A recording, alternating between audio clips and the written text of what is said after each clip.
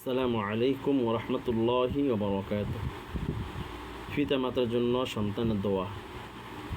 আল্লাহ রাব্বুল আলামিন সূরা বনী ইসরাঈলের ২৪ নং আয়াতের মধ্যে বলেন, রব্বিরহামহুমা কামা রব্বায়ানি সগীরা।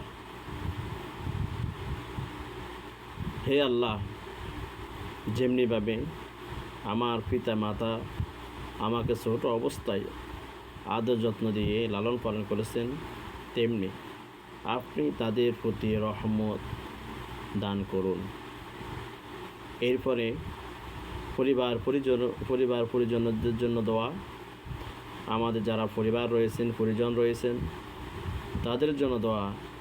আল্লাহ রাব্বুল আলামিন সূরা ফুরকানের ৭৪ নম্বর আয়াতের মধ্যে বলেছেন, রব্বানা হাব লানা মিন আজওয়াজিনা ওয়া যুররিয়াতিনা কুররাতা আয়ুনিন ওয়াজআলনা লিল মুত্তাকিনা ইমামা।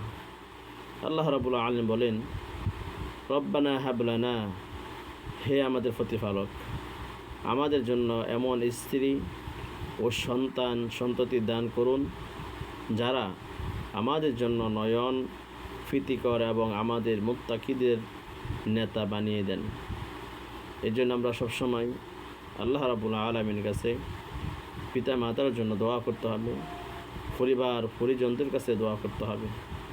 রব্বুল আলামিন যেন আমাদেরকে কবুল করেন।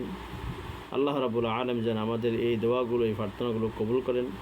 আমরা সবসময় আল্লাহ তাআলার কাছে সে ফরিয়াদ করতে হবে। সম্মানিত ভিউয়ার্স, আমার ভিডিওগুলো যদি আপনাদের কাছে ভালো লাগে, লাইক, কমেন্ট, শেয়ারের মাধ্যমে সবার দ্বারা পৌঁছে দেবেন এবং সাবস্ক্রাইব করবেন। আসসালামু আলাইকুম ওয়া রাহমাতুল্লাহি ওয়া বারাকাতুহু।